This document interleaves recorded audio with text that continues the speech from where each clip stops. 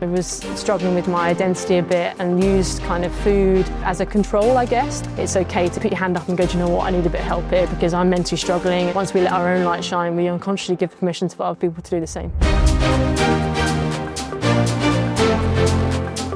As I was growing up, I sort of had a bit of a bad relationship with food. I think trying to find my place growing up playing football, basically. With that, I kind of was struggling with my identity a bit and used kind of food as a control, I guess, to kind of, and that sort of then set me back a little bit because I sort of malnourished through my teens, and then through puberty didn't grow as effectively as I kind of should have. As I've sort of coached and gone to PT and sort of trained people, I've allowed myself to know how important fueling is and how we sort of fuel to train rather than train to fuel. I've realised how your physique is there to kind of as a byproduct of your performance rather than something to kind of look at as such and focus too much on. Building a healthy relationship with food is understanding that no food is a bad food. It's all moderation. When you take it to the extreme of restricting yourself, your performance then has an impact. Your relationships, every part of your life is then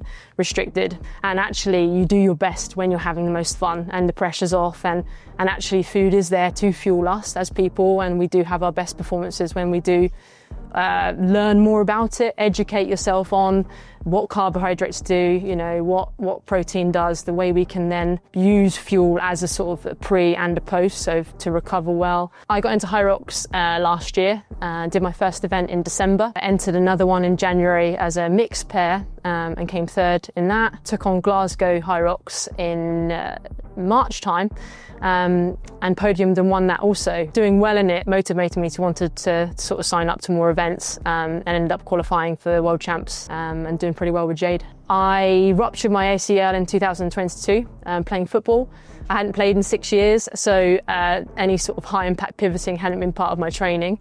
So after 5 minutes on the pitch, I unfortunately ruptured it. I think when you initially get an injury that you know is going to impact your way of living as such and your training, and you have no kind of idea how long that's going to be, you have to almost feel it first, because if you don't feel it, then you end up carrying that weight with you and it's unnecessary weight to carry. So for me, it was coming to terms with the dexterity of the injury first, and with help from my coach and from mentors and from my physio, and actually having that therapy, you know, and enjoying it and wanting to do it, knowing that actually it was a bit of a bow and arrow effect where I needed to take one step back to take 2 steps forward. I focused on my running, I focused on my endurance work and Hyrox, and have done pretty well with it. So I've used that kind of setback to really propel myself forward. I think a lot of people who do try and perform optimally all the time, and you have these pressures on you, you want to just do it all by yourself because you're in control. But actually, it's okay to go put your hand up and go, do you know what, I need a bit of help here because I'm mentally struggling, and it's going to impact me as a coach now, as a partner, as an auntie, as all the other things you have and those branches in life you have. You want to stay on your A game all the time.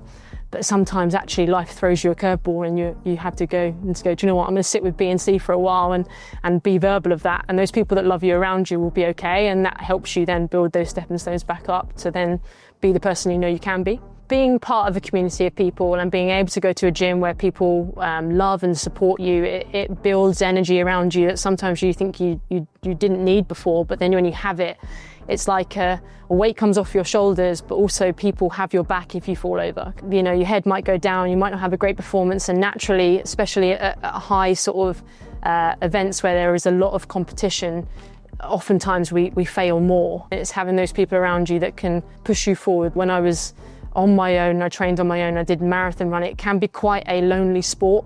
And you can find yourself doing a lot on your own. So being part of a community, you can spend the time on your own when you need it, but also find those sources if at any point you want to kind of find that energy. Strength means to me being able to take on any challenge that's sort of set or given in play. Oftentimes we have to adapt and life will throw curveballs, and it's just being able to say, I've got this. Knowing that you've built that consistency over time to not hesitate in those moments in time and have that confidence just to adapt along the way. But also within that, inspire other people around you to do the same. especially with females. I think once we let our own light shine, we unconsciously give permission for other people to do the same.